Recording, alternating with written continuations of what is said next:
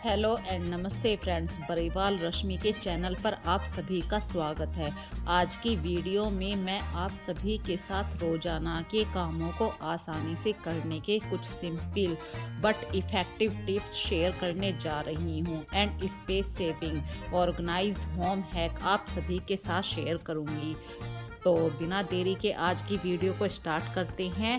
और हाँ, यदि आज की वीडियो में आपको कोई भी बात अच्छी लगे तो प्लीज़ इस वीडियो को ज़्यादा से ज़्यादा लाइक कीजिए, शेयर कीजिए और प्यारे प्यारे कमेंट करना मत भूलिए। आप लोग जब कमेंट करते हैं तो मुझे एक नया मोटिवेशन मिलता है नई वीडियो को डालने के लिए। तो बिना देरी के आज की वीडियो को स्टार्ट करते हैं।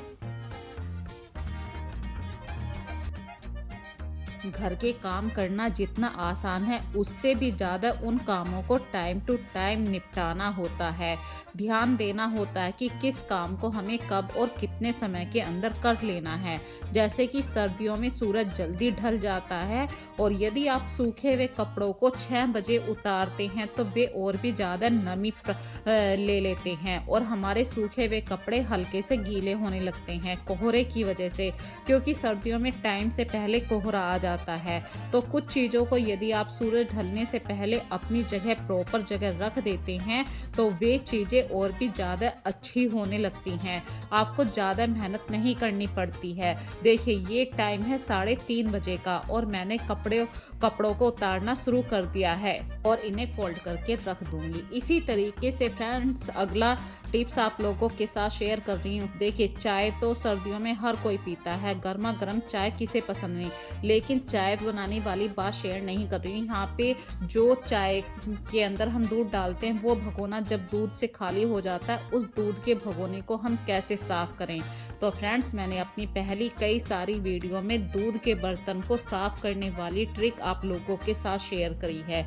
यदि आप उस पुरानी वीडियो को देखना चाहते हैं तो मैं आप लोगों को लिंक भी दे दूंगी। आप लोग मुझे कमेंट सेक्शन में बता दीजिए। सर्दियों के दिनों में अक्सर ये प्रॉब्लम आती है कि दूध के बर्तन को कैसे साफ किया जाए।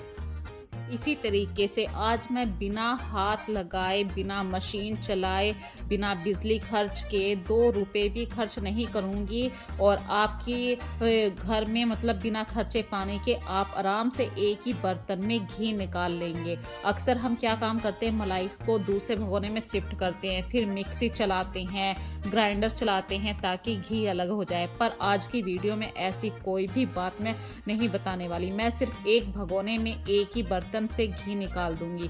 तो इसके लिए आपको मलाई को अच्छी तरीके से फेंट लेना है। मलाई के अंदर बिल्कुल भी दूध नहीं होना चाहिए, प्योर मलाई होनी चाहिए। जब आप उसे अच्छी तरीके से फेंटेंगे तो घी अलग हो जाएगा। जैसे आप उसे 1 चम्मच से फेंट रहे हैं तो चम्मच से घी अपने आप ही अलग होना शुरू हो जाता है। कुछ देर फेंटना पड़ता है। फिर उस मक्खन के अंदर आपको थोड़ा सा ल्यूक वार्म वाटर डाल देना है और अच्छी तरीके से मट्ठे को या घी को चलाते रहिए। कुछ मिनटों के अंदर ही घी की एक बहुत बड़ी गांठ इकट्ठी हो जाएगी। आपको अब घी और इस मट्ठे को अलग कर लेना है, मतलब मट्ठे को दूसरे बर्तन में ट्रांसफ़र कर लीजिए। अब आपके पास दूसरे बर्तन में प्योर घी है, इसके अंदर ना ही एक्स्ट्रा मट्ठा है। बिल्कुल मट्ठे को आउट कर लीजिए दूसरे बर्तन में और घी को आप गैस पे रख दीजिए बनने के लिए। यदि इस ट्रिक से आप घी बनाते हैं तो मैं गारंटी ले रही हूँ 15 मिनट के अंदर आप मतलब 450 ग्राम ये घी बनेगा। इतना मुझे आइडिया हो गया है, 450 ग्राम 15 मिनट के अंदर घी बन जाएगा। ना मैंने देखिए पैसे खर्च करे हैं कि मिक्सी चलाई है, बिजली का बिल आएगा, ना दूसरे बर्तन में मलाई को शिफ्ट किया है। सिर्फ एक बर्तन से ही मैंने घी बना दिया है। आज की ट्रिक बहुत ही इफ़ेक्टिव मैंने आप लोगों को बताई है। अभी मैं यहाँ पे आप लोगों के साथ ये भी बताऊंगी कि घी के बर्तन को सर्दियों के दिनों में कैसे साफ किया जाए, जबकि मैं इस घी के बर्तन में से एक एक बूंद घी को भी निचोड़ लूँगी। इसके लिए आपको मेरी पूरी वीडियो को देखना पड़ेगा। और ये ऑलमोस्ट 450 ग्राम घी है। ये आधा लीटर का डिब्बा है, जिसमें मैंने आधा डिब्बा बिल्कुल तली से घी बनाना शुरू करा था और आधा डिब्बा हो गया है। अब बात करते हैं सर्दियों के दिनों में जब हम ताज़ा दूध लेकर आते हैं, जो कच्चा दूध होता है, जब हम उसे दूसरे बर्तन में ट्रांसफ़र करते हैं तो डेफिनेटली आपको वो दूध छान के यूज़ करना है, क्योंकि फ्रेंड्स जब हम भैंस का कच्चा दूध लेकर आते हैं तो काफ़ी गंदगी भी उस दूध के अंदर आ जाती है। तो दूसरी बात मैं यहाँ पे बता रही हूँ उस दूध के बर्तन को साफ़ करने के लिए, क्योंकि सर्दियों में जो भैंस का कच्चा दूध होता है वो काफ़ी चिकनाई डिब्बे के चारों तरफ लग जाती है। तो इसके लिए आप थोड़ा सा ल्यूक वार्म वाटर उसके अंदर डाल दीजिए, सारी चिकनाई भगोने के अंदर आ जाएगी। और फिर लो गैस के ऊपर आपको बड़े बर्तन के अंदर दूध को गर्म होने के लिए रख देना है, अदरवाइज सारी मलाई यदि बाहर हो गई तो आप इतना घी कभी भी नहीं निकाल पाएंगे। अब बात करते हैं हमारे घर में कुछ ऐसे गैजेट्स होते हैं जिनकी वजह से हमारे काम बहुत ही ईजीली हो जाते हैं। सर्दियों के दिनों में यदि आप इस तरीके के गैजेट्स को यूज़ करते हैं तो आप अपने घर के कामों को टाइमली भी कर पाएंगे, स्पीडली भी कर पाएंगे और अपना बहुत ज़्यादा टाइम भी सेव कर पाएंगे। सर्दियों में देखिए गर्म पानी की हमारे घर में किसी न किसी बंदे को ज़रूरत पड़ती ही रहती है। यदि आप भगोने में पानी गर्म करेंगे, लाइटर जलाएंगे इतनी देर में तो आपका पानी भी इस केतली के अंदर गर्म हो जाएगा और आप किसी थर्मस में, मिल्टन थर्मस जो होती है उसके अंदर पानी को स्टोर करके रख सकते हैं। काफ़ी लंबे समय तक पानी गर्म रहता है और आपका बार बार गैस जला के पानी गर्म करने में जो टाइम जाता है उस टाइम को भी आप काफ़ी हद तक बचा पाएंगे। तो कुछ गैजेट्स का हमारे घर में होना बहुत ज़रूरी है। इसी तरीके से फ्रेंड्स देखिए हर घर में ज़रूर होते हैं, सुबह के वक्त में बच्चों की ड्रेस होती है, कपड़ों को प्रेस करना पड़ता है। यदि आप प्रेस नहीं करते हैं तो बाहर कपड़ों को भेजते हैं, जिसकी वजह से आपके पैसे भी खर्च होते हैं। पर मैं यहाँ पे बात कर रही हूँ ये इलेक्ट्रॉनिक स्टीमर वाली प्रेस की। इसमें क्या फ़ायदा मिलता है, कुछ कपड़े प्योर कॉटन के होते हैं, कुछ कपड़े इतने सिंथेटिक होते हैं कि वो प्रेस के पास जैसे ही आते हैं और तुरंत प्रेस पकड़ लेती है, कपड़े जल जाते हैं। तो कभी कभी स्टीम वाली प्रेस इतने मतलब एडवांस गैजेट्स की वजह से आप अपने महंगे कपड़ों को घर पर ही प्रेस कर सकते हैं। जैसे कि ये सिंथेटिक विंड शीटर है, बहुत ही मतलब इतनी हल्की प्रेस चाहिए इस विंड शीटर को, अदरवाइज ये कपड़ा पकड़ लेगी, कपड़ा जल जाता है। जो दूसरी तरीके की प्रेस होती है वो बहुत जल्दी कपड़ों को जला देती है, लेकिन स्टीम वाली प्रेस से आप अपने काफ़ी हद तक कपड़ों को बहुत ही अच्छी तरीके से प्रेस कर पाते हैं। कड़क प्रेस होती है और आप अपने पैसे भी बचा पाते हैं। यहाँ पे इस तरीके की प्रेस को यूज़ करने से सिलवटें तो टाइम से निकल जाती हैं, मतलब आपको डबल प्रेस नहीं करनी पड़ती है। हाई फ्लेम कर देते हैं, हाई बिल्कुल मतलब प्रेस को हाई कर देते हैं, वो काम यहाँ नहीं होता। हल्का सा स्टीम करिए, प्रेस कीजिए, सारी सिलवटें आउट हो जाती हैं। और इस वजह से, स्टीमर की वजह से आपका इलेक्ट्रिसिटी का बिल भी कम आता है। तो कुछ गैजेट्स हमारे घर के लिए बहुत ही फ़ायदेमंद होते हैं। हम अक्सर सोचा करते हैं कि ये गैजेट्स बहुत ज़्यादा महंगे होते हैं, पर फ्रेंड्स उससे भी ज़्यादा तो हम प्रेस वाले को पैसे बाहर दे देते हैं और वो अपने ढंग से प्रेस करते हैं, हमें पता भी नहीं रहता है। अगला हैक आप लोगों के साथ शेयर कर रही हूँ, जो घी का बर्तन अभी हमें साफ़ करना है। तो इसके लिए देखिए, यदि आप आटा लगा रहे हैं, बार बार हमारी परात काउंटर पे ना खिसके आपको एक साफ टॉवल काउंटर के ऊपर बिछा लेना है। आटे के अंदर इक्वल तरीके से नमक रहे तो आपको सूखे आटे में नमक मिला देना है पहले से ही। और जिस बर्तन में आपने घी बनाया था, अब मैं उस बर्तन को साफ करने वाला हैक आप लोगों के साथ शेयर कर रही हूँ। देखिए, घी को तो आपने दूसरे बर्तन में ट्रांसफ़र कर लिया, लेकिन जो भगोना है वो काफ़ी मात्रा में उसमें घी रहता है और सर्दियों के अंदर ये घी बहुत जल्दी जम जाता है। तो आपको थोड़ा सा गुनगुना, हल्का सा तेज गर्म पानी लेना है और इस पानी से आटे को लगाना है। यहाँ पे देखिए मैंने एक बार पानी डाल दिया है आटे में, फिर से मैं दूसरी बार भी पानी मैंने डाला है भगोने के अंदर। इस तरीके से ये प्रोसीजर मैं 3 बार करूँगी और 3 बार जितना भी पानी मुझे आटे के लिए चाहिए उतना पानी मैं डालती रहूँगी भगोने में। और ये जो आटा हम लगाएंगे बहुत ही स्मूथली बनेगा और जब हम इस आटे की रोटियां बनाएंगे बहुत ही स्वादिष्ट रोटी बनती है, क्योंकि बेसिक सी ये चीज़ है। आटे के अंदर काफ़ी मात्रा में ऑयल मतलब ये घी आ चुका है, जिसकी वजह से हमारी रोटियां काफ़ी नरम मुलायम बनेंगी। और इस भगोने के अंदर आपको थोड़ी सी देर के लिए पानी डाल के छोड़ देना है ताकि ये भगोना आसानी से साफ़ हो सके। अगला हैक आप लोगों के साथ शेयर कर रही हूँ। अक्सर हम अपने पूरे घर में एक ना एक एरिया ऐसा होता है जिस एरिया को हम सबसे ज़्यादा यूज़ करते हैं, लेकिन उस एरिया को फ्रेंड्स अक्सर हम सोचा करते हैं कि आज साफ़ नहीं कर रहे, कल साफ़ कर लेंगे, लेकिन ये एक गंदी हैबिट होती है, गलत हैबिट होती है। डाइनिंग टेबल का एक फेवरेट कॉर्नर होता है जिस पर हम सुबह शाम यहाँ तक कि खाली समय भी होता है तब भी हम डाइनिंग टेबल पर बैठ जाते हैं। तो आपको यदि लगता है आपके घर में छोटे बच्चे हैं तो दिन में एक बार ज़रूर सुबह के वक्त में अपनी डाइनिंग टेबल का कवर ज़रूर चेंज कर दीजिए। हफ्ते में भी आप 3 बार कर सकते हैं। वैसे डाइनिंग टेबल यदि आपकी सबसे ज़्यादा यूज़ होती है तो 24 घंटे में एक बार कपड़ा चेंज ज़रूर कर दीजिए और अपनी डाइनिंग टेबल को नेचुरल फ्लावर से ज़रूर सजा के रखिए। वहाँ पे कुछ आपके फ्रूट्स होने चाहिए। ज़्यादा भरी हुई टेबल भी अच्छी नहीं लगती है। बस बेसिक सी चीज़ों से ही आप अपनी टेबल को सजा सकते हैं।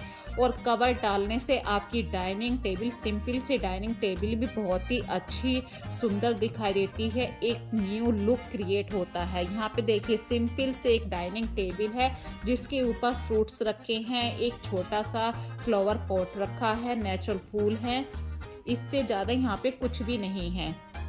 तो ये हैक मुझे बहुत अच्छा लगता है। मैं अक्सर अपनी डाइनिंग टेबल को इसी तरीके से साफ़ करके रखती हूँ। अगला हैक आप लोगों के साथ शेयर कर रही हूँ। अक्सर हम टीवी देखते हुए या तो सोफ़े वाले रूम में जो लिविंग रूम होता है या हमारा बेडरूम होता है, वहाँ पे हम बेड को तो अच्छी तरीके से अरेंज कर लेते हैं, लेकिन जो हमारे शॉल होते हैं, स्कार्फ होता है या वूलन कैप होती है, मफरल होता है, इस तरीके के कपड़ों को वहीं छोड़ देते हैं, जिसकी वजह से सर्दियों में ये प्रॉब्लम हर किसी के घर में होती है। सर्दियों में बेड के ऊपर हर किसी को कपड़ा रखा हुआ मिल जाएगा, या फिर आप डाइनिंग टेबल पे गए, वहाँ पे कुर्सी के हैंडल पे आपने वो स्टॉल छोड़ दिया। इसके लिए आप एक हैंगिंग बास्केट का यूज़ कर सकते हैं। अपने मतलब कबर्ड में उस बास्केट को ऐसे अरेंज कीजिए कि आपको जो भी कपड़ा यूज़ करना है, जैसे टोपी यूज़ करी, मफरल यूज़ करा, सोल यूज़ किया, तुरंत ही उसे फोल्ड करके हैंगिंग बास्केट के अंदर रख दीजिए और कपड़ों के साथ उसे मिक्स ना कीजिए। इससे आप काफ़ी हद तक अपने घर को ऑर्गेनाइज कर पाएंगे। नहीं तो आपका घर बिल्कुल फैलावा सा लगता है, भले ही आपने कितनी अच्छी तरीके से कपड़ों को फोल्ड करके अलमारी में लगा रखा है। और सर्दियों में, विंटर्स में ये प्रॉब्लम हर किसी के घर में रहती है कि बेड के ऊपर कपड़े मिल जाएंगे, सोफे के ऊपर भी कपड़े मिल जाएंगे, यहाँ तक कि जो आपकी खाने वाली टेबल होती है, डाइनिंग टेबल होती है, उसकी कुर्सियों के हैंडल पे भी आप किसी ना किसी कपड़े को छोड़ देते हैं, भले ही वो आपका सोल है, स्कार्फ है या वूलन कैप है। इन्हीं छोटी छोटी हैबिट से आपका घर फैला हुआ दिखाई देता है। चलिए बातें करते हैं अब कुछ कुकिंग की। यदि आप सही से कुकिंग करते हैं तो आप बहुत ही अच्छा इंटरेस्टिंग खाना अपने घर में प्रिपेयर कर लेते हैं। उस खाने की कीमत यदि मार्केट में आप लेकर देखेंगे तो वो बहुत ज़्यादा कॉस्टली भी बैठता है। और एक फैमिली में कम से कम 4 मेंबर होते हैं, 4 को यदि उस अमाउंट से गुणा करके देखा जाए तो बहुत मोटा अमाउंट आप बाहर खर्च करके आते हैं। तो इस मोटे अमाउंट से बचने के लिए आज आपके लिए एक अच्छी वीडियो लेकर आई हूँ। छोटी सी बात आप लोगों के साथ यहाँ पे शेयर कर रही हूँ। यदि आप बाहर की चीज़ों को पसंद करते हैं तो उन चीज़ों को आप अपने घर पे भी बनाना सीखिए, अपने बच्चों को एक हेल्दी खाना प्रोवाइड करवाइए। तो आज मैं बना रही हूँ पाव भाजी, इसके लिए मैंने गाजर और गोभी, आलू इन सब चीज़ों को बॉईल कर लिया था और मिक्सी में पीस लिया था। फिर मटर को भी पहले ही बॉईल कर लिया था, टमाटर का पेस्ट बना लिया था। अब बस तड़का देने वाली बात है। यहाँ पे छोटी सी बात और शेयर करूँगी। आजकल के बच्चे क्या होते हैं, गोभी को देखते ही कह देते हैं हम गोभी नहीं खाएंगे, गाजर को कह देते हैं देखते ही हम गाजर भी नहीं खाएंगे। पर यदि हम सब्जियों को मैश करके बच्चों के सामने स्पेशल ढंग से चीज़ों को प्रोवाइड करते हैं तो बच्चे बहुत ही अच्छे ढंग से हेल्दी चीज़ों को खाना भी सीखते हैं और आप भी खुश रहते हैं कि हाँ, हमारे बच्चों ने हेल्दी सब्जी खाई है। तो यहाँ पे देखिए, ये गाजर और गोभी का पेस्ट मैंने मिक्सी में पीस लिया था। आलू अभी मैं मैश कर दूंगी और मटर को मैंने बॉईल कर लिया था। ये चमचा है, चमचे से ही मैं आलूओं को मैश कर दूंगी। आप मैशर से भी मैश कर सकते हैं। और जब पाव भाजी आप अच्छी तरीके से बना लें, इसमें स्वाद डालने के लिए आपको 3 बड़े चम्मच जो बटर होता है, घर का बना हुआ जो बटर होता है, उस बटर को डालिए। मैंने यहाँ पे 3 बड़े चम्मच बटर डाला है और ये थोड़ा सा लिक्विड फॉर्म में, मतलब इसमें मलाई की मात्रा काफ़ी है। अभी ये प्योर बटर नहीं बना था, मिक्स मलाई ही कह सकते हैं, फैटी हुई मलाई ही कह सकते हैं। इसकी वजह से इस पाव भाजी का स्वाद बहुत ही ज़्यादा बढ़ जाएगा। और मैंने इसमें पाव भाजी का मसाला भी डाला था और बाद में जब ये मैंने इसे साइड में कर दिया तो तवे पे थोड़ा घी डाल के, धनिया पत्ती डाल के मैंने पाव को सेक लिया था। अब दूसरी साइड में पाव भाजी बिल्कुल तैयार है, लेकिन अभी उसमें मैंने थोड़ा सा पनीर को भी कद्दूकस करना था। कद्दूकस करा हुआ जो पनीर मैंने डाल रही हूँ, इसकी वजह से बच्चों को देखने में ये पाव भाजी बहुत ही मतलब अच्छी दिखाई दी। बच्चों को लगा कि मम्मी ने आज क्या चीज़ बनाई है। तो आज की वीडियो में फ्रेंड्स मैंने अपने बच्चों के लिए स्पेशल कुकिंग करी थी।